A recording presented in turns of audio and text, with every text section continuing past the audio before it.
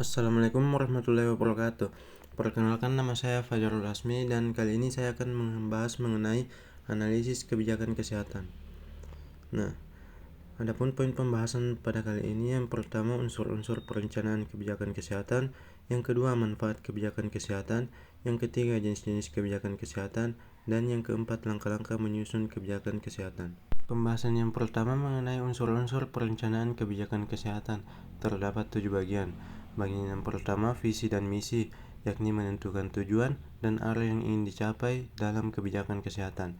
Yang kedua, permasalahan, penyebab, dan prioritas, yakni mengidentifikasi masalah kesehatan, penyebabnya, dan prioritas yang perlu diperhatikan.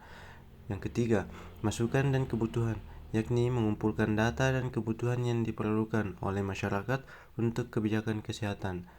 Bagian yang keempat, sasaran dan tujuan, yakni menetapkan sasaran dan tujuan yang spesifik untuk kebijakan kesehatan serta strategi untuk mencapainya.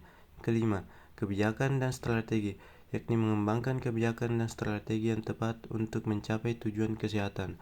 Yang keenam, bentuk program, yakni mengembangkan program yang terstruktur untuk melaksanakan kebijakan kesehatan.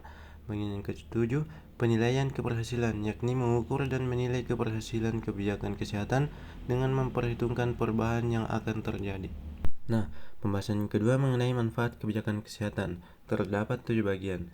Bagian yang pertama, meningkatkan akses dan kualitas pelayanan kesehatan. Kebijakan kesehatan dapat meningkatkan akses ke pelayanan kesehatan, terutama bagi masyarakat miskin, daerah tertinggal, terpencil, perbatasan, dan kepulauan. Hal ini dapat dilakukan dengan meningkatkan infrastruktur kesehatan dan memperluas jaringan fasilitas kesehatan. Kedua, mengurangi penyakit menular dan tidak menular. Kebijakan kesehatan dapat meningkatkan pencegahan, surveillance, dan deteksi dini penyakit menular dan tidak menular. Hal ini dapat dilakukan dengan program vaksinasi, pengawasan makanan, dan pengobatan yang sesuai standar. Yang ketiga, meningkatkan pembiayaan kesehatan. Kebijakan kesehatan dapat meningkatkan pembiayaan kesehatan dengan memperluas program jaminan kesehatan nasional atau JKN dan meningkatkan sumber daya keuangan untuk pelayanan kesehatan.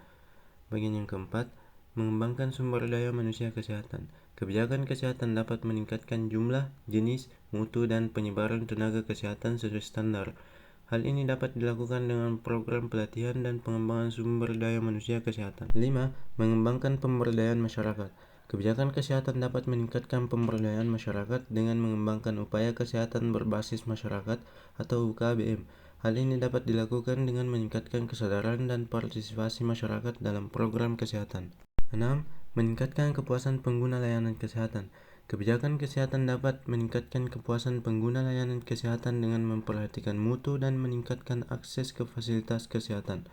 Hal ini dapat dilakukan dengan memantau kunjungan dan kepuasan pengguna JKN.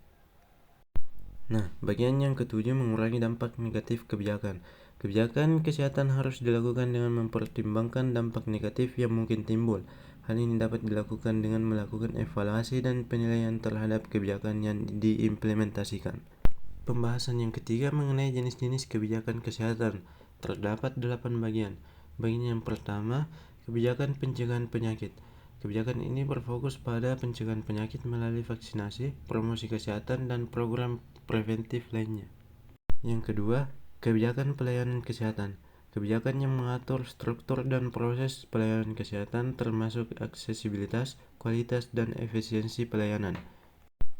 Bagian yang ketiga, kebijakan sumber daya manusia kesehatan. Kebijakan yang mengatur pengembangan, penyebaran, dan kompetensi tenaga kesehatan serta kondisi kerja mereka. Yang keempat, kebijakan pembiayaan kesehatan, yakni kebijakan yang mengatur sumber daya keuangan untuk pelayanan kesehatan, termasuk program jaminan kesehatan nasional atau JKN dan pengeluaran pemerintah. 5. Kebijakan penelitian dan pengembangan kesehatan, yakni kebijakan yang mengatur dan mendukung penelitian serta pengembangan teknologi dan metode kesehatan baru. 6.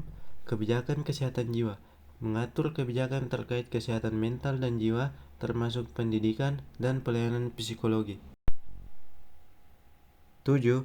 Kebijakan desentralisasi kesehatan, yakni kebijakan yang mengatur penyebaran tanggung jawab dan sumber daya kesehatan antara pemerintah pusat dan daerah, serta peran masyarakat dalam kesehatan. Dan yang kedelapan, kebijakan pencegahan stunting dan kematian ibu. kebijakan yang berfokus pada program-program untuk mengurangi stunting dan kematian ibu, termasuk pelayanan prenatal dan postnatal. Pembahasan yang keempat mengenai langkah-langkah menyusun kebijakan kesehatan. Terdapat 5 bagian. Bagian yang pertama, identifikasi masalah dan isu, yakni mengidentifikasi masalah kesehatan yang ada dan memahami isu-isu yang terkait dengan kesehatan masyarakat. Hal ini melibatkan analisis data dan informasi tentang status kesehatan masyarakat, penyakit umum, dan faktor-faktor lainnya. 2. Perumusan kebijakan. Terdapat 3 bagian dalam perumusan kebijakan. Yang pertama, menentukan tujuan, yakni mengatur tujuan kebijakan kesehatan yang spesifik, jelas, dan dapat diukur. Yang kedua, mengidentifikasi pelaku, yakni menentukan siapa saja yang terlibat dalam pembuatan kebijakan, termasuk pemerintah, swasta, dan masyarakat. Yang ketiga, mengembangkan isi kebijakan, yakni membuat substansi kebijakan yang mencakup teknis dan institusi.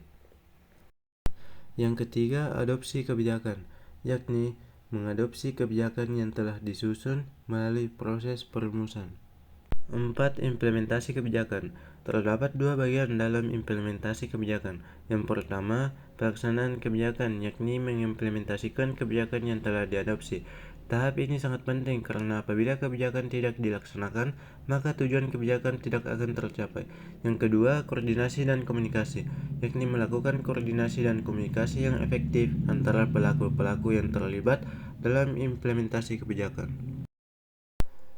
Dan yang kelima, evaluasi kebijakan, yakni melakukan monitoring dan evaluasi kebijakan setelah diimplementasikan dan menganalisis dampak kebijakan baik yang positif maupun yang negatif. Demikian sedikit pembahasan mengenai analisis kebijakan kesehatan. Lebih dan kurangnya mohon dimaafkan. Wassalamualaikum warahmatullahi wabarakatuh dan terima kasih.